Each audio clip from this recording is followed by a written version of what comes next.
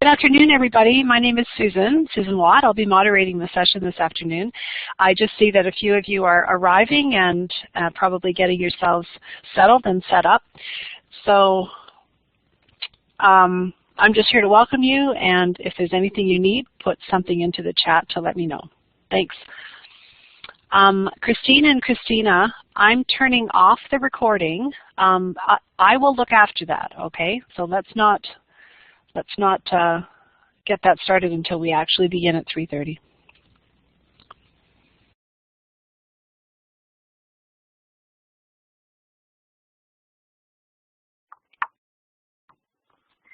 Okay, thank you, Susan. Good afternoon, everyone, and welcome. My name is Surya Skirhan, and I am the coordinator of the OTF Connects webinar program. It's my pleasure this afternoon to bring greetings from OTF. We are very, very pleased to support this very important webinar series that supports our English language learners. We're supporting it with the Blackboard platform and the tech support from our wonderful moderators, and today Susan is moderating this session, so thank you, Susan. I would like to congratulate the amazing organizing team of Ava Salgarno, Atala Andratis, Lori Brownlee, Christine Ignas, and Christina Mascus-Hammond. I'd like to thank them for their forward thinking for this program and all their hard work that they put in to the planning and will be putting into the facilitating of this very needed webinar series to support English language learners. We are hoping in the future to offer OTF Connects webinars to OTF members across the province, again, to support the English language learners. So without further ado, I'd like to pass the mic over to Christine and Christina, who will be moderating or facilitating this afternoon session. Thank you, Syria. My name is Christine Ignas, and I'm here in Barrie with Christine Mascus-Hammond from the Peterborough Catholic School Board. And we're both very excited to be here today with everyone to share information and discussions about the English language learners that are in our schools right now in the province, and to learn from each other. And so this series was developed, like Syria said, because we saw a need of teachers who are working to support English language learners, the newcomers that have recently arrived from Syria, and the Canadian-borns in school boards that are geographically large and spread out. So we thought maybe this was one way we could support teachers after school to do some learning together with other teachers from across the province. So we're very excited that everybody is, the people have joined us here in this room.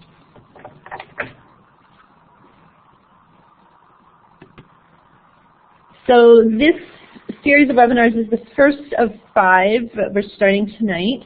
Participants will further their understanding of second language learning with students that are in our schools.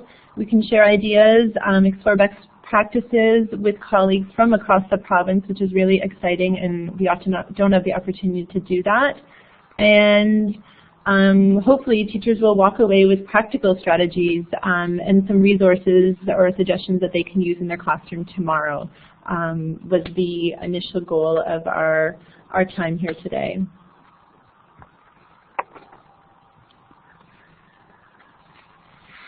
So we know from Statistics Canada that about 1 in 5 people in Canada were born in another country. And so we know that a large number of these people are settling in Ontario, whether they're settling in larger urban areas in the beginning and then through secondary migration moving out into smaller regions such as Peterborough, Barrie, and the Simcoe area down in the south, and then even up now into the Blue Water Board, where we've got Syrian newcomers arriving through private sponsorships. So all the teachers are now, or more teachers are increasingly being expected to support these students and their language learning needs as the students join our school systems. And so we can see that just again from statistics that we have a wide variety of languages in our province in all of our schools, and not just in the urban centers. We're seeing it again in the more the areas that are outside of the GTA or the urban areas such as Hamilton area. So we're again working with students that we may not have supported in the past, and learning lots of great things from these students and their families as we go, which is always really exciting. A lot of what we're talking about today is ensuring that we include all of the students and their families in the learning that goes on in our schools. And so this document here outlines, you can look at it in more detail, but it outlines that how these students, or how all students in our schools can be supported across the province. And so we'll offer through this webinar suggestions of how to ensure all members of our school community are welcomed, supported, and inspired to succeed in a culture of high expectations to eventually contribute in a positive manner to the growth of our country. And so we want to just keep in mind that everything that we're learning here is in support of this document and a lot of other policy documents. So before we go any further, I'd just like to get to know who's in our room here learning with us today. So if we could just practice or try using the chat system if we haven't already used it, to just outline, you know, your name, your first name, your position, what grade you're teaching, maybe your school board, and the number of ELLs you're supporting, and if you have space, the number of the countries that you know that they're from. So if you could do that, and if you're in a room with maybe more than one person using one computer, if you could list the different people or the different the ELLs that you're supporting.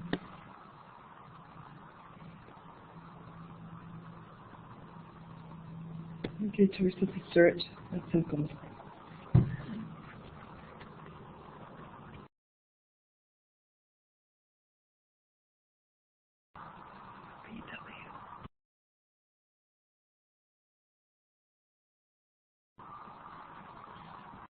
So don't be shy to add your name and your information, just like some of the people have started to do here. It gives everyone a sense of who's in the room with us, what kind of learning that we want to focus on today, and it gives me a bit of direction of where we want to go with the learning.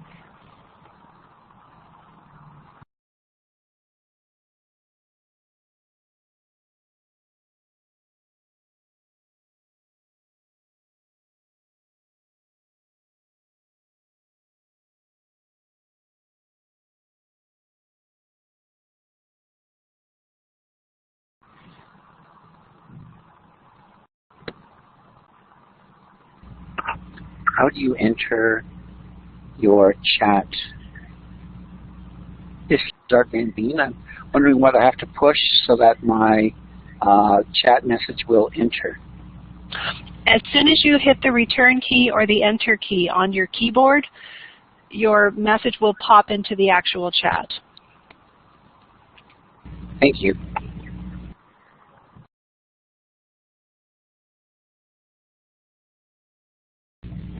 Just while we're finishing up with this, I will mention a few of you did log in after we did I did a little tour of the tools. If the facilitators ask you to do something this afternoon and you missed how to do it, don't be shy to do exactly what our previous participant just did, or to put a question in the chat. We don't want you to miss anything, so please do ask.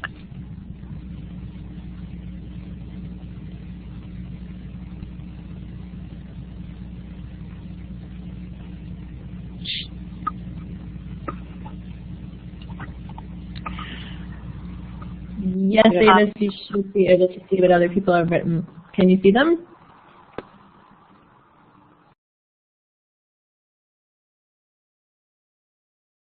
It looks like we have a wide range of people here supporting a wide range of students, which is really great.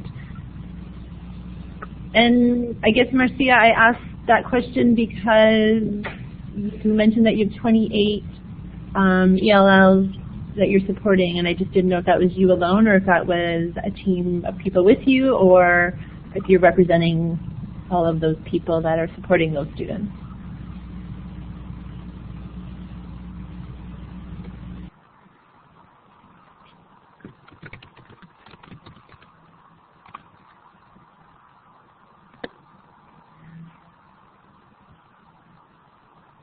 And the ones in the Blue Water school boards, when you're saying you have lots there, are you referring to people specifically from a certain country, or are they from a variety of countries?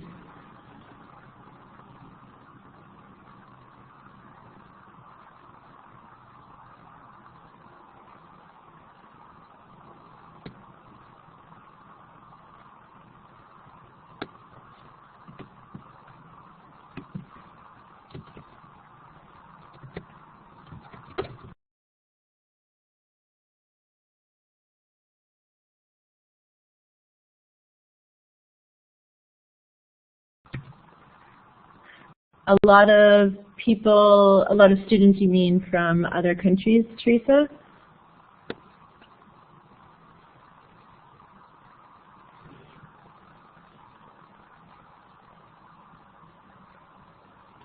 Oh, okay, I understand. Yes, there's probably quite a few here from all the 5 boards that are working on this. So we'll just give some background as you continue to add to the chat. If you're just joining us now, if you could add to the chat what your position is in your school board, and maybe the number of ELLs that you're supporting, and maybe the countries that they're from. And so I'll just introduce myself, and then I'll let Christina introduce herself to give you a sense of where we're coming from. So I'm an ESL itinerant teacher. There are 2 itinerant teachers in our school board for 50 schools, and this is the 6th year that I've been doing this, supporting students and supporting staff across the schools, and working with other school boards or working with the ministry to do some more learning and to advocate for ELLs in our schools. And I'm Christina Maspatamon, and I am one of 2 ELL Resource ESL ELD itinerant teachers for the Peterborough, Victoria, Northumberland, Carrington Catholic District School Board. I'm responsible for all the students who are new to our country and Canadian born, from Coburg to Curtis, and approximately about 60 to 70 students. And my partner in Peterborough has about the same number of students that we're both just supporting. It keeps us very busy. Wonderful. And so we're both very excited here to share some of our learning from what we do, and then to learn from other teachers that are across the province and what they're seeing in their classrooms. So we'll see that some people are just working through the technology, and thank you for everyone that's shared where they're from and who they're working with and supporting in their schools. It seems like we have a lot of students or ELLs out there in very large numbers, actually. And so that will be good. We'll try to direct our teaching. Are there any high school teachers here with us today? If you could just give a thumbs up if you're a high school teacher, or even a check mark or a smiley face if you're one of the high school teachers, just so we can get a sense of if we're working with elementary teachers, or if there's a mix here, because if there's a mix, we'll gear the learning towards both elementary and secondary. Sorry, Christine, I'm going to interrupt for just a second because I'm realizing that Avis is writing to me, but I can't write back to her if she can't see the chat. Avis, if you're on a mobile device, are you on a mobile device or a computer?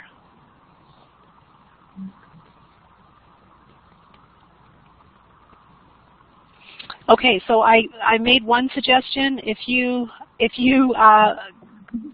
take your mouse and mouse over the line that separates your chat room from the list of participants, you'll see that you can expand or shrink the chat area. And I'm wondering if maybe your chat area has just been shrunk so that you can't see it, because you should be able to scroll through on a computer and see all of the chats.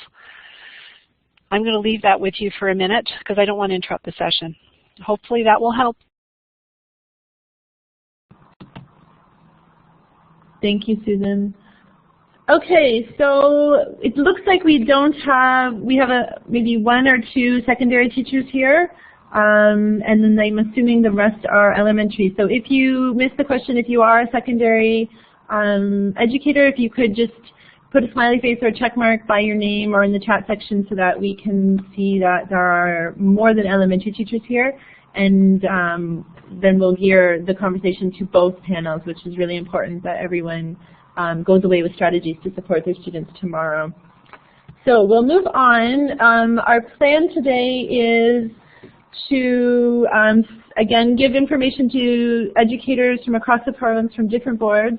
And before we get started, we'll just go over some language to ensure that everyone has understanding of the language that we'll be using towards supporting these students, and then the language that you're using with your colleagues to share your learning and your observations going forward is matching what ESL teachers are using and other educators from across different schools.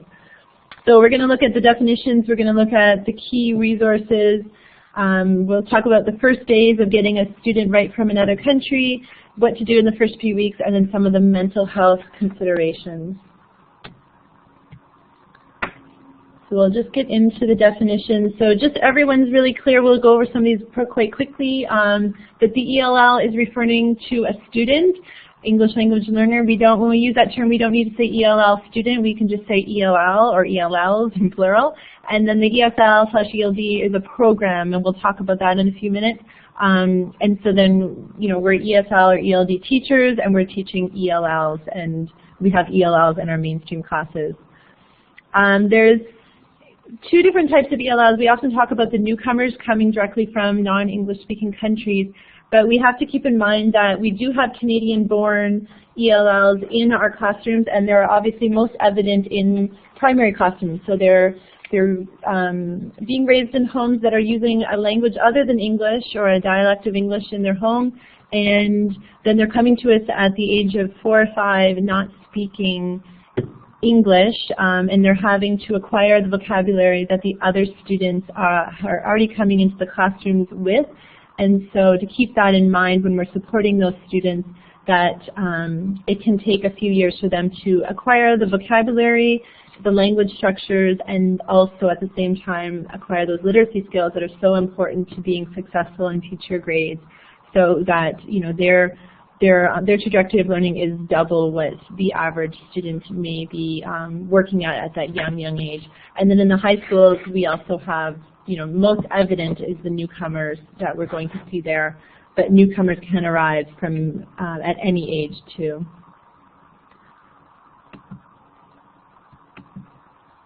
When the students arrive, so we'll just go over some of this theory, and then we'll move into what to do in the classroom. But again, to give us some background and some context, especially not just for today's webinar, but going forward into the future webinars. So students need to acquire 2 types of English to be successful in our classrooms. The first type of English is conversational English. And to understand that this takes about a year or 2 to develop. Students will learn this first. They have to learn conversational English before they really can start learning the academic English. So this is the type of English we use to talk with our family or our peers. We talk about things in the here and now, things we see, things we've already experienced or we know about well, and knowledge of basic high-frequency vocabulary, things, again, that the students have experienced or seen in their life, and to use simple sentences in the active voice. So this is what we're really working with students who are either new to our school system at a young age, Canadian-born ELLs, or newcomers that are coming from other countries and learning English. So we really want to develop these skills, and we'll talk about how to do that today. The second type of English that ELLs need to acquire is academic English. And this, according to Jim Cummins, it can take about 5 to 7 years to acquire, and the Canadian-born students, they could even take longer to acquire these skills. And so this is the ability to understand when there's less opportunity for interaction. So again, this is the language of our textbooks. This is the language of a math classroom or a science classroom, the language that we don't use at the dinner table or out in the halls or at recess time. And so it's the ability to talk, read, and write about content that has fewer connections to prior learning or personal experiences. It's often more abstract and more distant in space or time. Using sophisticated low-frequency words, words that we only use in those subject areas. So whether it's a social studies class or a history class or a civics class, it's that vocabulary that's specific to that topic or that subject. And then it's also the ability to use complex sentences and grammatical structures, and we'll again look at how that looks in a school setting and what can mainstream teachers do to support the development of this language. So just to summarize, there's two types of language that ELLs need to acquire, the conversational English and the academic English. And as educators, it's our job to support the development of both of these types of language, because students are at home using their first language because that's the language often of their parents or their extended family members or their daycare providers. And so we want them to continue using that first language. That's their strength. That's the language that parents are able to communicate life lessons, their religion, their culture through. That's their way of communicating those things. And if we ask them to start using English at home, they're going to lose those opportunities because they may not have the language that communicates those life lessons to their children. So we want parents to use that first language, and as educators we will then be responsible for supporting the development of these two types of language with our ELLs. If you have any questions throughout the session or anything that's being said, please feel free to type it into the chat section at any time, or to use the talk button to ask these questions, and feel free to interrupt at any moment so that we can answer any questions or concerns you may have to clarify things as we go, because we have time for things to further the learning if it's not being explained well here.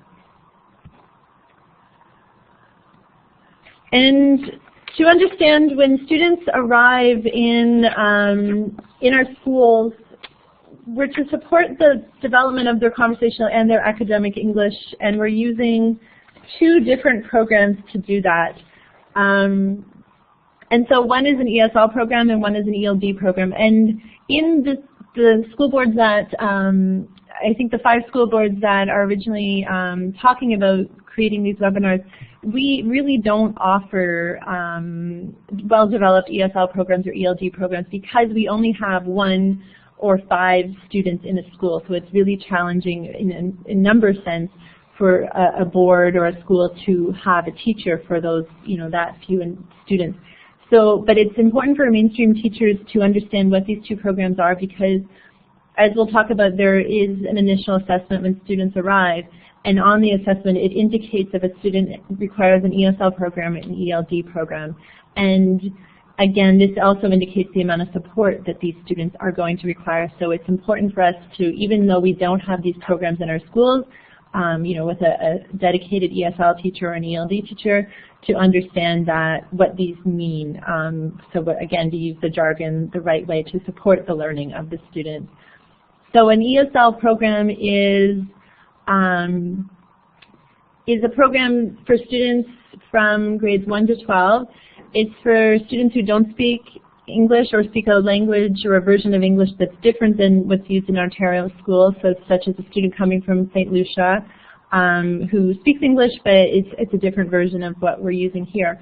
And it's for students who have those age-appropriate first language skills, so it means that they can read and write age-appropriately in that first language, whatever it might be, and therefore just have to transfer the skills directly into English. And so that's a task that's quite big, but it's doable, especially if they've got very well developed literacy skills in that first language. They know how print works, they know the purpose of books, they have the academic skills because they have the literacy skills, if they're a high school student. Whereas ELD programs are for students from grades 3 to 12, and And they're for students who speak a language other than English or a version of English that's different than our Ontario schools. But the difference is that they either have gaps in their education or do not have age-appropriate first language skills.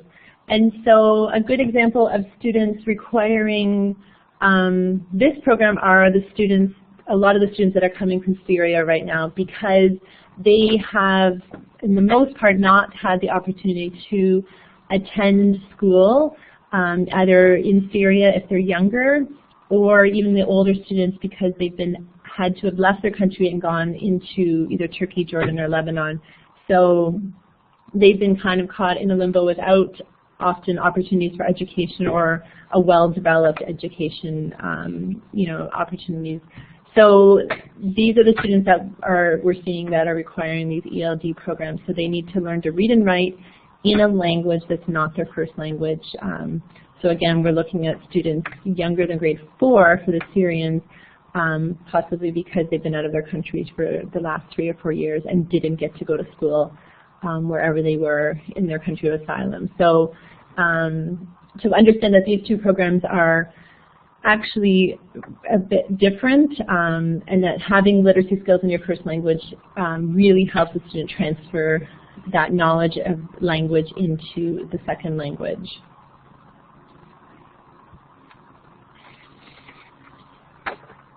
So we're just going to again give some background, some theory before we really get going, because everything that we're saying here gives perspective to classroom teachers who often don't get to see what happens to support the registration and the welcome of these students before they actually get into your classroom. So we'll just give this information, and again, it's going to give you resources and ideas of where to get more information to support the programming of these students as they enter your classroom, and where to go for additional supports or information.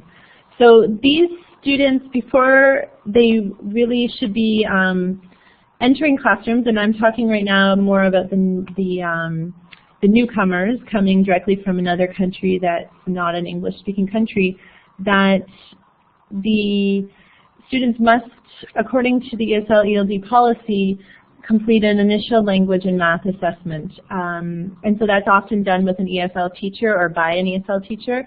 And these assessments can be quite quick if the student has very limited language skills or limited math skills. And I've had them take up to 5 hours for the secondary students who have very well-developed math skills, but often limited English skills. So it can take quite a long time.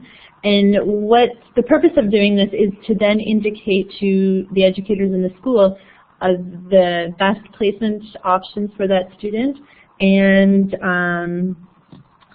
to program appropriately for the student. So through that we learn, what are their skills in their first language, their literacy skills in their first language, and we learn their what skills do they have in math. And we're really looking mostly at number sense and numeration for this, otherwise the test would take quite a long time. And we're looking at their strengths. What should they bring to the table for learning in our school system? And that way then we write a report of, it looks different in each board, but the reports are all very, very similar. And so that outlines, what can the student do, what are some strategies or recommendations for the student, and then the placement suggestions for the school. So in elementary, newcomers coming from other countries must go into age-appropriate classrooms. In high school, depending on the results of the assessment and the student's age and their prior academic learning, will indicate which courses they will go into in the secondary level. So it may not always be age-appropriate, but we would try to keep them as much as possible age-appropriate. So as a teacher, if you are getting a student who's new to the country, or you've already gotten one, you might want to look in their OSR for the initial language and math report from the ESL teacher at your board, to then give you an indication of is the student requiring an ESL program or an ELD program. And again, we'll get into talking about what does that mean to you, being that you're a mainstream teacher and can't really deliver the entire program as in the same way that an dedicated ESL or ELD teacher would. So again, to know that these things exist and that they're in the OSR And if they're not right when the student arrives, they would be within a week or two at the most, I would suspect. The other part of welcoming and registering newcomers is completing a family interview or a family questionnaire. And this could look a little different between the boards, but the general purpose is the same. It's to ask a lot of questions to get lots of information about these students that we would typically find in an OSR. So these students don't come to us with a OSR, so with background information about their academics. And so the questionnaire goes through a lot of questions similar to almost a kindergarten interview with parents that we talk about, were there any health concerns? When did the child learn to read and write? What languages do they read and write? Explain to us grade and age by age what grades they were in, and what subjects do they like, which did they not like, what was challenging, did they receive extra support, etc., etc. And the purpose of this is to now give us background information that can then be used to help with programming or placing the student appropriately. Again, because we don't have the information of an OSR. It gives us an opportunity to meet with the family in their first language, so we often use interpreters as much as we can provide them. Again, that looks different on every board. Some boards have interpreter services, some have volunteers, some have community members that come in. And again, it depends on the board and it depends on the situation and the language being used. But that meeting is ideally done in the two languages. And again, it gives an opportunity for the staff in the school to get to know the family and get to know the concerns of the parents, and to have them a little bit more comforted and to answer their questions about what is going to be happening in the school system there. So again, this family questionnaire should be going into the OSR, and teachers can then refer to it to give more information about the new student in their class, and to be able to ask for that information if they're not sure where to find it in their school. Any questions about any of the registration or the placement decisions that are made basically before they're arriving in your classroom?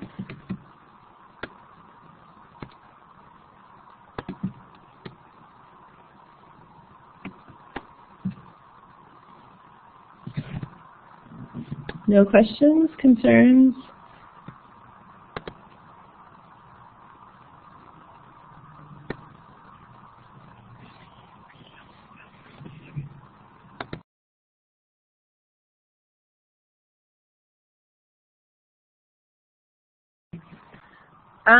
That's a good question, Susan. No, we don't typically do assessments for kindergarten students, because part of it is that all students in that age are meant to be developing their oral vocabulary in those grades, and so to assess any student may not be fair, and the assessments really are meant for grade 1 and up. Although we will meet, depending on, different boards do it different ways, but we will meet and with the student get to know them a little bit, and we'll place them on the step continua so that they're ready for the grade 1 teacher. The other resource that will be coming from the ministry, we have the step continua, we'll be talking about that in a few minutes, to support teachers and give them a reference of where the learning is at. And the ministry is working on a step continua for kindergarten that they'll be hopefully sharing in the next while, and then we'll be able to use that to support the learning of these young students and their teachers.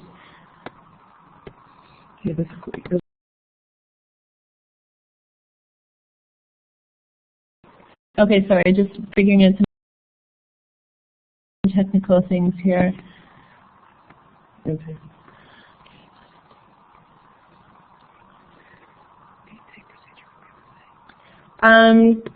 Kirsten, the intake would be similar to small schools. So what I'm referring to, our board, we don't have a newcomer reception center. I know Christina's doesn't have it. I know in Blue Water you don't have it either. And so the intake would be the same. We would travel out to the schools. We would meet the family in the school. So that's why I'm sharing some of this, because sometimes teachers aren't aware that this is all going on before the student actually arrives in your classroom, and to understand that this is the process that your ESL teacher or your principal or maybe even a CERT is doing to support the registration and the placement of these students before they even arrive in your classrooms. And then if you have a student, sometimes students are registered and placed in classrooms just because of timing, because like I said, a lot of our boards have limited number of ESL teachers supporting schools. So if we can't get there on time, sometimes they'll be registered, admitted, and then if you notice that you can't find the assessment or it hasn't been done, to please contact your ESL teacher, consultant, support staff, and that they will come in and do that. And that happens more often in elementary because the teachers can support and the schools can support the students, but it really shouldn't be happening in secondary, because we can't have students starting courses and then doing the assessments and then being replaced afterwards. It's too disruptive. So if that answers your question, if it doesn't, please clarify and we can try to clarify it more. Grandier made a good point. Reach for your settlement workers.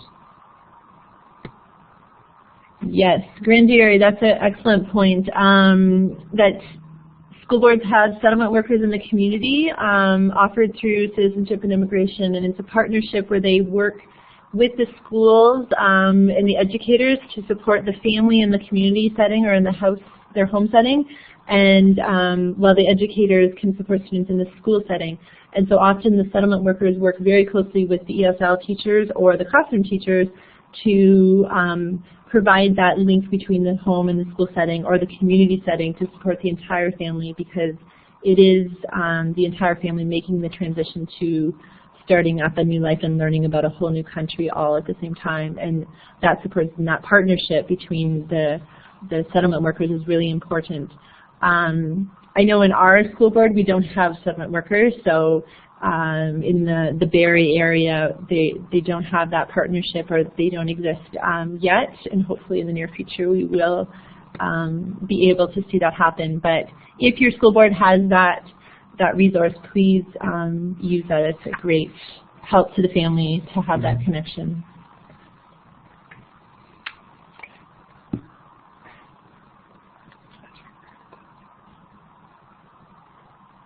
Okay, sorry. We'll just continue on.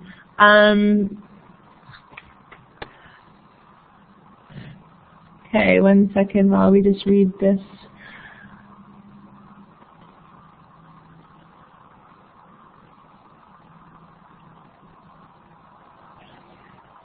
Yeah, that's a very good point. Gamascop, I guess is the name.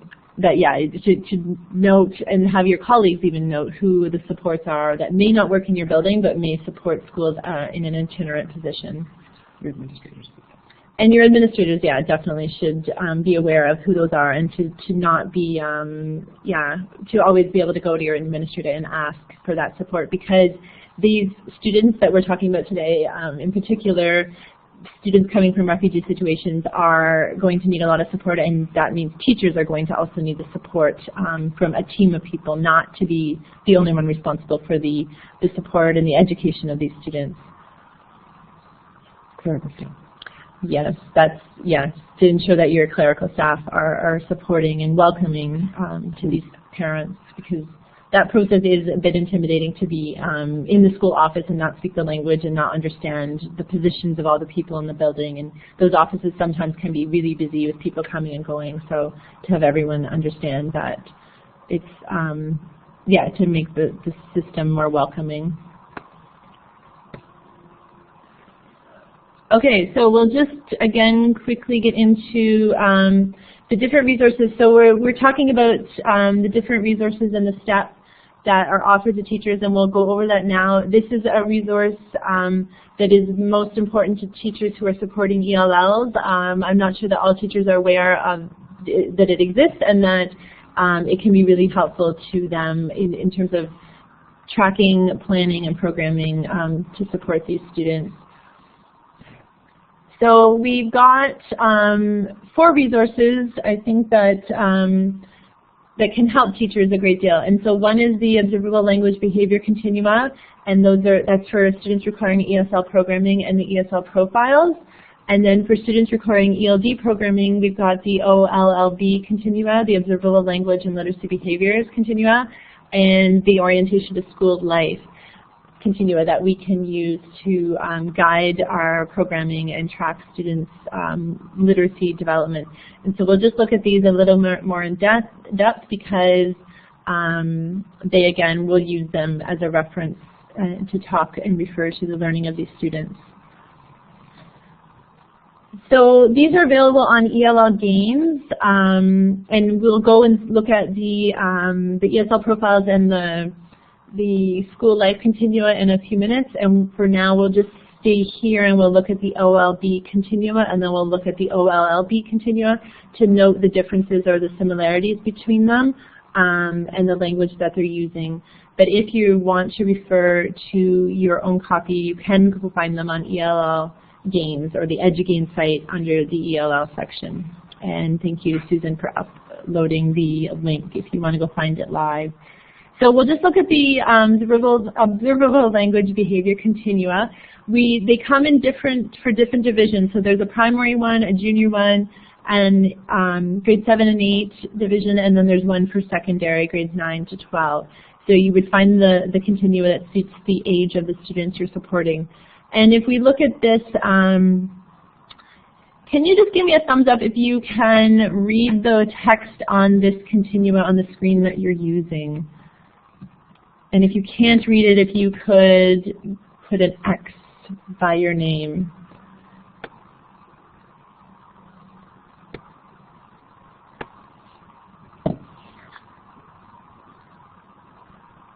So again, just put a check if you can read it, and if you can't read it, put it X, and then I'll know if we should continue or if we should just go to the live version.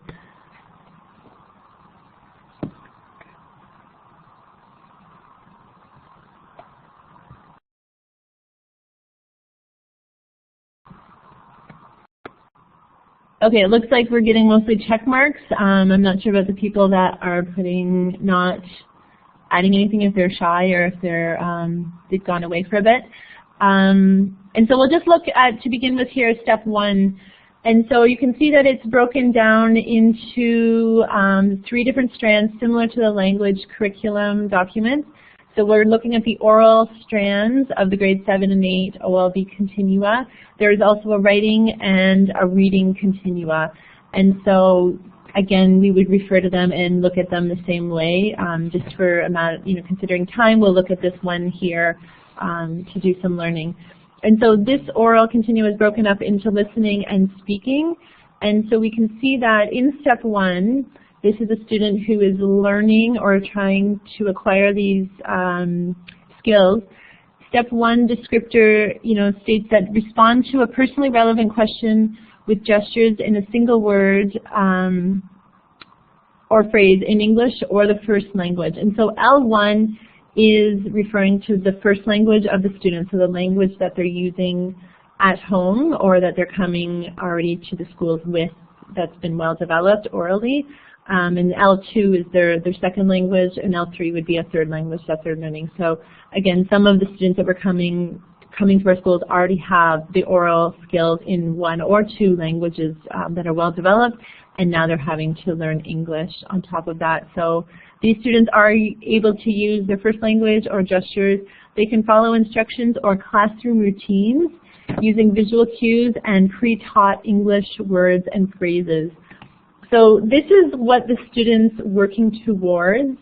So this continua is looking at, what skills does the student have and what are they working towards. And when they've achieved that language, or that descriptor, sorry, that we would check it off or we would circle it to indicate that that student can do that skill. And so in looking at this, again, the students would be working towards either step 1 or moving towards step 2. Your students may be at step 3 or step 4 working towards the next step. So I'm just going to give you a short time here just to read over some of these descriptors. And I want you to look at them and see if you notice any similarities or differences between the language being used here and in the curriculum, and if this may or may not be helpful in your learning or supporting of a newcomer student who does not speak English quite yet.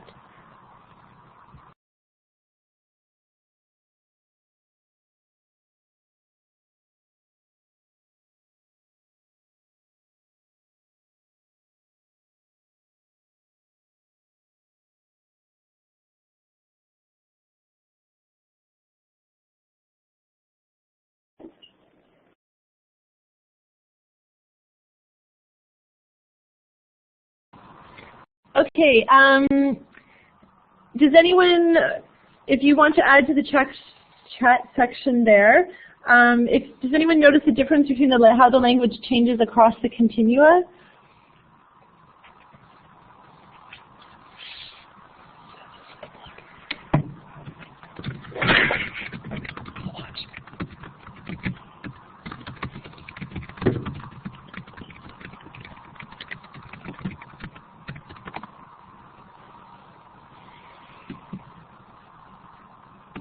Understanding how this language changes gives teachers perspective of what to expect from these students and what to program for next. Teresa, that's right. It moves from very simple right up to the more complex. Are there any other examples or observations? Yes, excellent. Rita, that's a very good observation. Yes, it's the common language, high-frequency words, up to low-frequency words after step 3 into step 4, which is then is really the academic language of our subject areas, especially in the high schools or the higher grades. Yes, the literal to the figurative, that's a very good way to put it too. So things that are right in front of the students, they can talk about in step 1, or they can learn to talk about. The figurative language, the language of textbooks, you know, using those words that refer to a lot of things like environmental and pollution, that's the language of higher, you know, step 4, 5, and 6. Yes, definitely. Grandeur, yeah, the students are moving towards grade level expectations. So step 6 and beyond, it means that the students are using the language of the age appropriate peer. So whatever grade that is, they're using whatever languages your other students are expected to be using.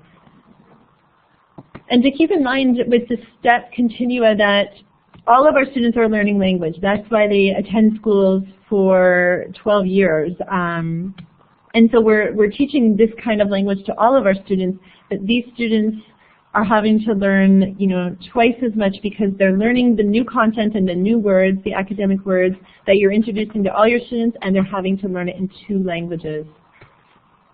And yes, the grammar can be quite challenging for students because they may understand the grammar of their first language, but to learn the rules of our language, which all of our students, again, are developing literacy skills for the 12 years that they're in our school system, or 12 years or more, that they're having to learn those rules and vocabulary and content from each of our classes that we're teaching with them. So to keep this tool in mind and to know that you can print, you don't have to use the oral reading and writing every day with the students, but if you're having students share information or share their learning, to keep in mind what is a step 1 ELL expected to do, or what are we expecting them to learn. So again, if we're speaking, or if we're asking the students to speak, are we expecting them to stand in front of the class and present on something from history class, or are they using familiar words and phrases to express their meaning and about things that are near them or in context of their experiences or their background knowledge. So maybe asking them to present on a new topic about especially Canadian history or something they don't have experience with may be a bit challenging for a student who's recently arrived in our country and is at step 1 in terms of their oral language development.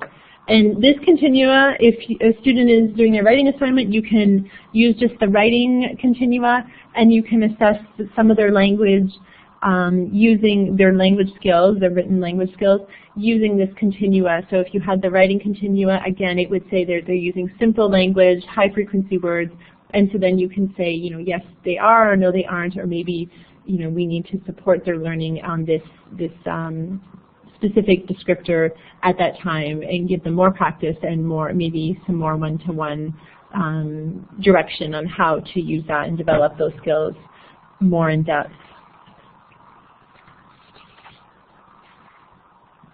So we'll just move on. Again, the OLB continua is for students who require ESL programming. So these are students who have language skills in their first language.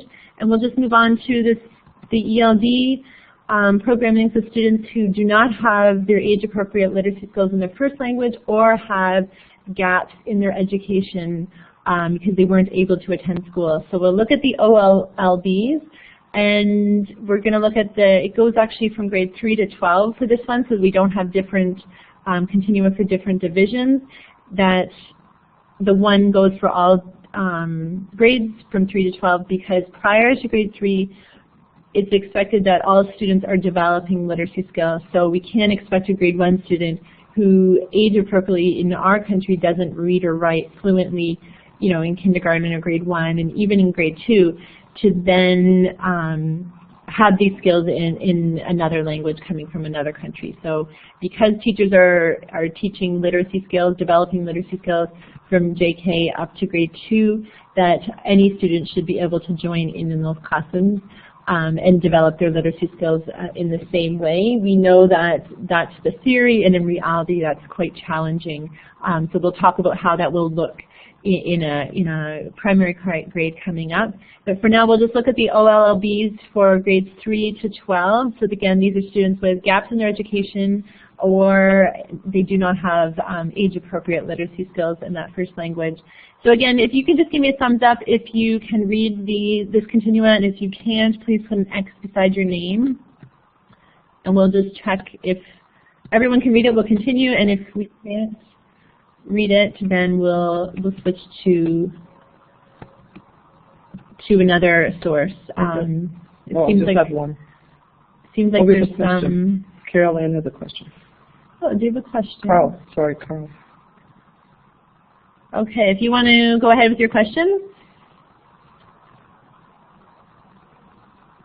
Carol.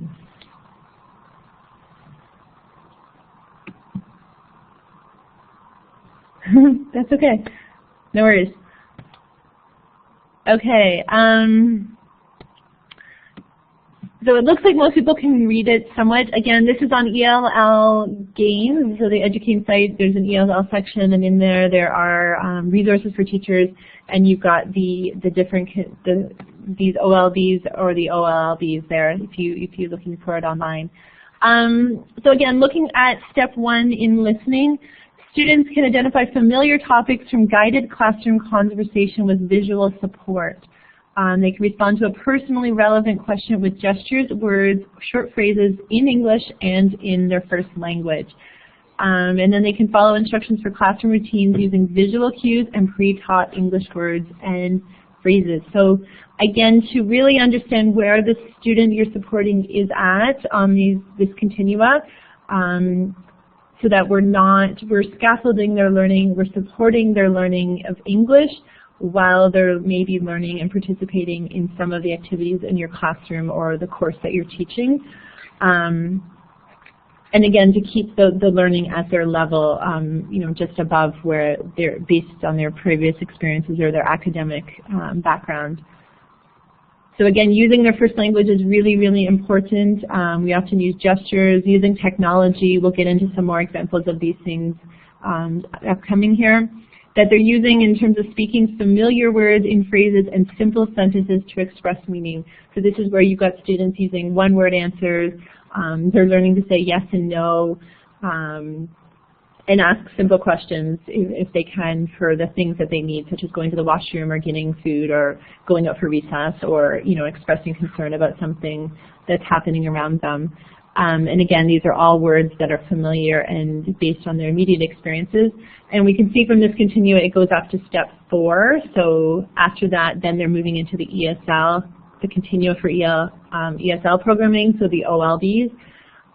So again, I'm just going to give you a minute to read over this and to think about if you have a student that requires the ELD program, or if you had one arrive in the near future, for example, from Syria, where would they land on this continua, and maybe how would you support them using the descriptors on this continua?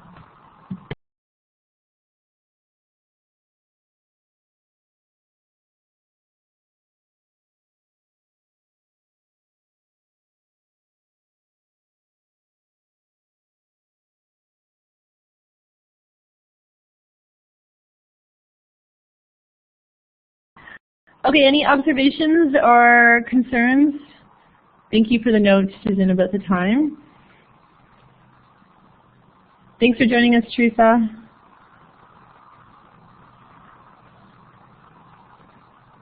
Any questions, concerns? Again, the language is very similar to the language of the curriculum documents, similar to the OLBs, but obviously much more structured and supported.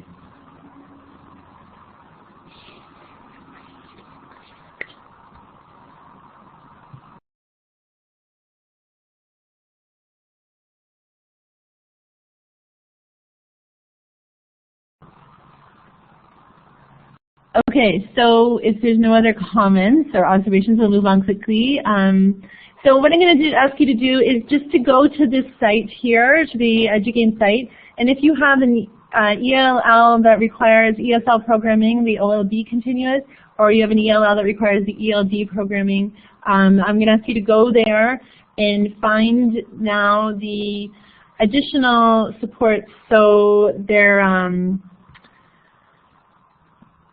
the students who require ESL and ELD program, they can use the ESL profiles, or they can use the orientation to school life continua. So to go there and actually find those two resources and just check them out quickly to get an idea of what those resources can offer, because the orientation to school life for teachers who have students coming from refugee situations or have gaps in their education, this continua is really, really important to support their learning and to give teachers reassurance that they are supporting students in the best way that they can. So I'm just going to ask you for about 2 minutes to go over to this, the EduGain site, the ELL section, and to find the ESL profiles and the orientation to school life. Continue, whatever one suits the needs of the students you're supporting. Thank you, Susan, for the link.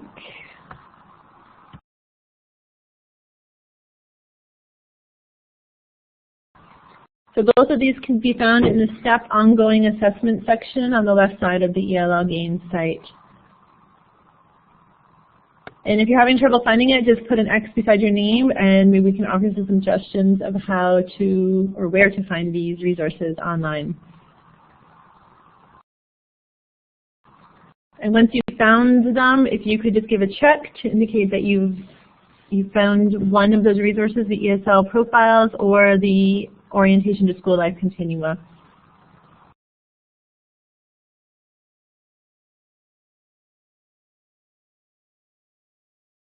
Okay, they're finding it. And then once you've had the chance to find either one of those resources online, if you can think of ways, if this can help you in your classroom, just add them to the chat section while we wait for others.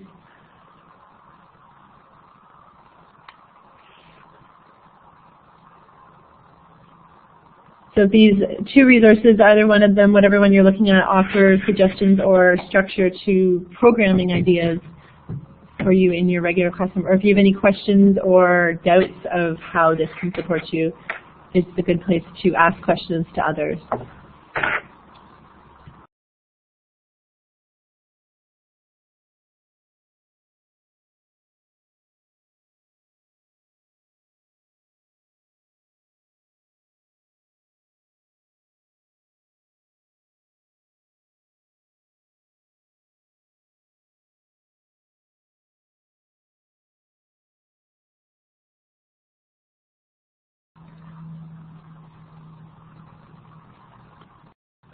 Do people want more time, or did they get a chance to find those resources?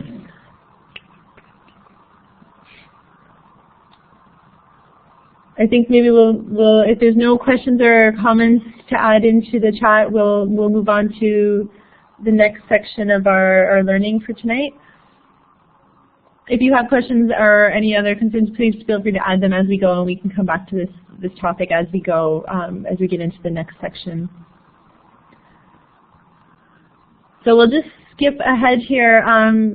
And so the last part of our learning is, now that we have a really good understanding, I guess, of how students are admitted into schools, the resources from the ministry that can support teachers in classrooms with ELLs, and then some of the jargon that we work with in supporting these students with our colleagues, we'll get into using that knowledge now to how it can look in the classroom setting for a student who's coming directly from another country, or even in the younger grades, students who aren't speaking English at home and coming into the primary grades.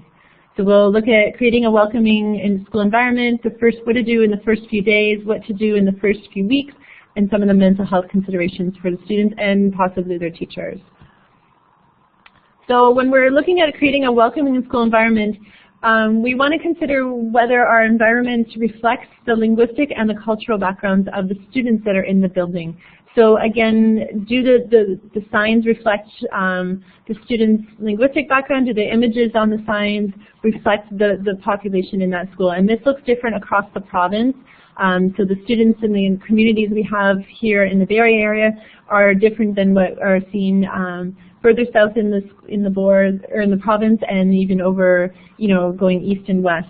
So again, what kind of signs are available and what can you have? And we'll look at some examples here. Again, creating a school environment can look different in all our schools, and we'll just look at some quick examples of how it can look. And so Christina will talk to these images here. At St. Stephen's School in Bowmanville, as soon as the parents and families walk into the school, they'll see flags from different countries hanging up above.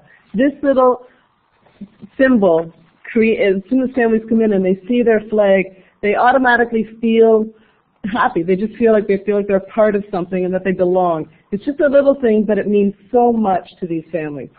We have students, as you know, in most of our schools that are age 18 to 19, even up to 2021. And these students have a hard time fitting into our secondary schools, or they don't feel like they belong.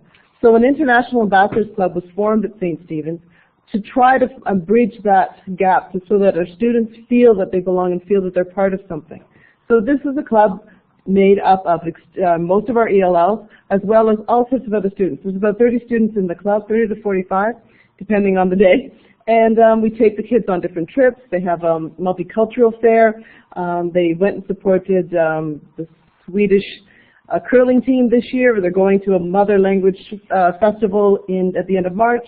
So the team works together, and it allows the students to feel like they belong and to make friendships. In the same way, you can build such groups out of groups that are already existing. So social justice clubs, religion courses, social justice courses, things that are already going on in your school, you can build on and have the students initiate learning that Christina was demonstrating here. Again, some of the signs, do they reflect the students in the school? They don't have to be formal, fancy signs. They can be signs, again, that the students meet together and create and survey. This school, the students surveyed their peers, the students in the school, and then they came up and discovered, what the backgrounds of the different students, and then the students contributed to, with the help of their parents, to creating signs across the school that were, again, informal. So some of these signs, they can be purchased. Some of these examples on the bottom of the slide are made just through either using Google Translate or translating companies that we put them together to reflect the community of the school at the time. So again, directing parents, directing community groups to different places in the school is it welcoming to everyone all the time? Again, teachers can make different signs, and they can look different depending on the community that they're supporting. using signs. The flags mean a lot to families. You know, if you've ever traveled, that your Canadian flag, you know, it makes you feel happy and cozy when you see it, even if you're not in Canada. So again, it does the same for students who are new to our country here, and even having maps so other students can learn, you know, get an idea of where the people in their school are coming from, and to learn more. Again, this is a bilingual spring story with a writing contest. And so again, looking at the pictures, you can see that they're reflective of the Mennonite communities in some of our schools in the province. So encouraging, you know, images and the languages, including French. All of our students are learning 2 languages in the school system, so to acknowledge and celebrate that in different ways. Again, something small, but it means a lot to the people that are coming into the school, and it's very, very welcoming. And it shows that the staff and the community is acknowledging the linguistic and the cultural backgrounds and celebrating it as part of what they do. Ensuring the students feel valued so that their culture and their home community is represented in the school system. So again, this is something that a teacher made, but again, to keep in mind that these things can be made with the support of parents, community volunteers, settlement workers, whatever or whoever you were able to invite in to help make the environment more welcoming for the community that you're supporting. So we'll just quickly go through some of these. Again, if you don't have the supporter, you know, sometimes it's a challenge to have the time or the volunteers to come in and help you with first languages. To have things made either for the primary level to label items in this classroom in the language they're learning in English. You could include French, but again, to have pictures, because we sometimes take for granted that young students coming to us from other countries not speaking English are familiar with some of these items, and that they may not have glue sticks in their country, or they may call, you know, glue is glue. It doesn't matter that we have glue sticks in a glue bottle, but we kind of refer to them separately, and to help them acquire that step 1 or step 2, you know, high frequency words that they're expected to use and understand in reference to their school environment. In the high school level, here's an example of a teacher doing the same thing, but in the secondary courses for the music. So again, these pictures are there to indicate which instruments are in which closets, and help the students learn the vocabulary for all of the instruments there. And so again, we can do similar things from sometimes in the lower levels up to the high school level. Teachers can also get to know the background of the children that they're supporting. So if you've got students, maybe you've got Syrian newcomers joining your school community, but you might not have, maybe one is not in your class, a Syrian newcomer, so you can have other students in the school learn about students coming from refugee situations. So here's an example of some resources. The first link here is not just for groups working in Project Hope. There is a link in there for other students and people from other communities that are not in the GTA area, that has exact same resources, just that the hashtags are a little different. So again, all students can learn about students coming from refugee situations using some of these videos from the UN and some of the guiding questions. And the National Education System profiles, the WES, the World Education Profile, or System, sorry. You can go in there and they have a list of countries, and teachers can go in, especially in the secondary, to get a background, an idea of the background of the education system the students are coming from. So again, to take time to get to know these new students. We can spend time learning about the student's language. So there is a document here, and again, on the chat section, we've got links to these, so you can actually go and see them in detail if you are interested. So Arabic speaking students, how does their language, how is it similar to ours and how is it different? And so again, getting to know the students, and we can always be better teachers by learning more ourselves and learning where the students are at in their their education. So knowing, they bring to the table these great skills in their first language, how do we meet them in the middle and have them transfer those skills into English? For all the students in the class or even teachers, it's fun to sometimes use YouTube videos, and there's no shortage of them, of young people teaching other people how to say words or phrases, simple phrases in their first language. And so to use these YouTube videos to have other students learn maybe one word a week, so we all learn how to say hello in different languages of the students in our class. And so it gives us all perspective and empathy of how challenging it is to learn a language and use a language with an audience, right, with the peers around and people in real life situations. So we can all learn the word thank you in a variety of languages one week. We can all learn the word hello, or have a good night, or whatever the phrase may be, and we can switch that up. And again, if nothing else, we're doing it in English and in French, and then maybe whatever other languages are represented in our classroom. So it's just a little thing that we can do, but it makes everyone feel involved, and we can do it in any class, any grade, any course, and it doesn't take a lot of time. So the first few days, if you have a student, what can we do to support them? So again, getting to know the child and family, we've talked about some of those things. Consider the safety concerns, ensure the student's comfortable, knows the school environment, and we're going to build oral vocabulary. And so we'll look at some of these examples. So again, the family interview should be in the OSR, learning how to pronounce a student's name, learning what the languages they speak at home and the dialects.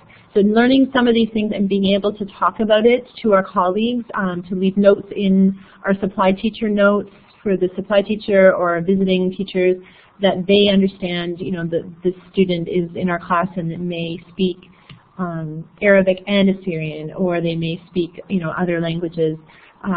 What other interests, get to know their favorite subjects, and again, we might have volunteers come in to help interpret these kind of conversations or to learn this information, or other students in the school, whatever works with the community that you're in. And again, your ESL teacher can help make those connections and make opportunities for you to learn this information. To know who the students live with or visit on weekends, when did they last attend school, how many countries have they lived in, and who maybe they're missing from their previous country. So again, our students all come to the table and come into our schools with stories and lots of background knowledge. And some of the stories, especially from students coming from refugee situations, are that the students are missing family members in the sense that they've had to leave them behind in other countries, or that their family members are actually missing. And so some of their time in the evenings is not spent doing homework as we might expect, or having the average family conversation about their day, but they may be connecting through social media with family members overseas, either in Jordan, Lebanon, even Europe and Turkey. So to understand their situation so that we can support them emotionally and socially when they come to school the next day, and they may have had a stressful evening, again, reconnecting through often social media with family members back that are still in need and needing help, so that they're often not coming to our tables or our schools completely ready to learn because they've got other concerns and thoughts on their mind. And that can apply to any student with not just Syrian newcomers, but newcomers coming from any country that may have family that they've had to leave behind, right, friends and family.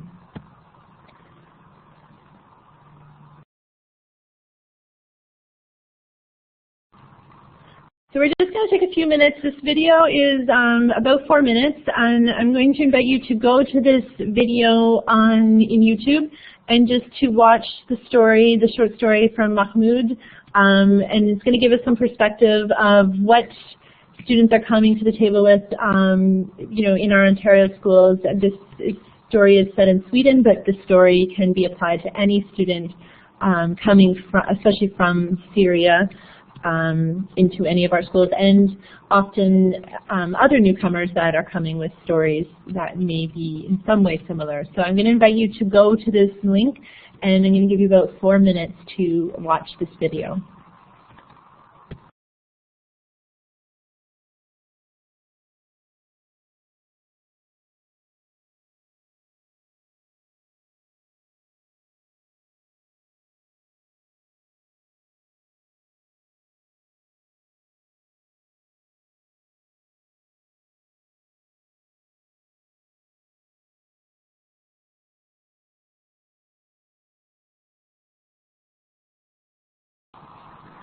We just want to check if people have to leave, maybe with a thumbs up, or a check mark if you're okay to go for another 15 minutes or so, and if there's, with an X, if you have to go basically now.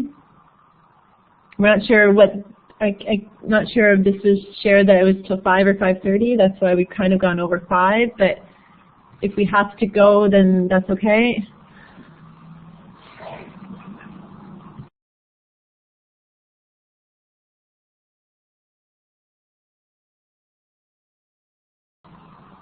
Okay, that's okay. If you have to go, we'll wrap it up.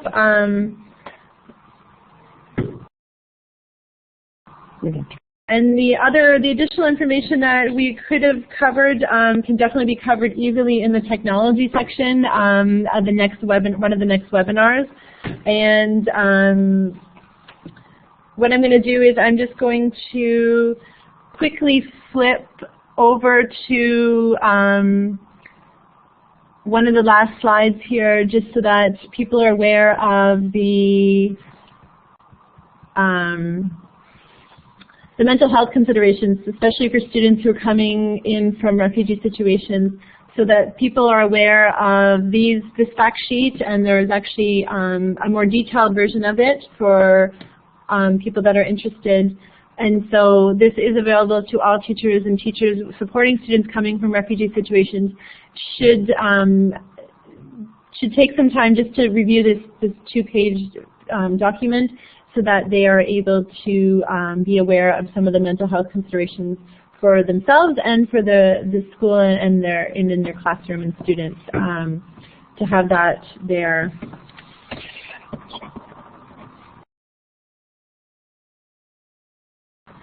Are there any final questions or concerns? So we're just looking at time here, and some of the people are having to go, and we'll just finish in the next minute or so here. So if there's any other big questions or concerns, and to keep in mind that more detailed information we will supply in the next 4 webinars. So they'll get more into the learning, the classroom situations, and supporting students one-on-one in those situations there.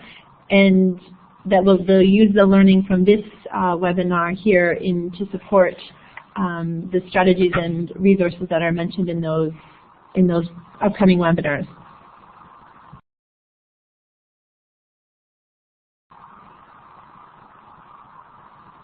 And then if teachers have more information or more questions, because I'm not seeing too many questions up here, if they're more than welcome to email either one of us or to tweet us, and we can definitely share more information with them, or to contact their ESL teachers who, again, we work with and can support also that way.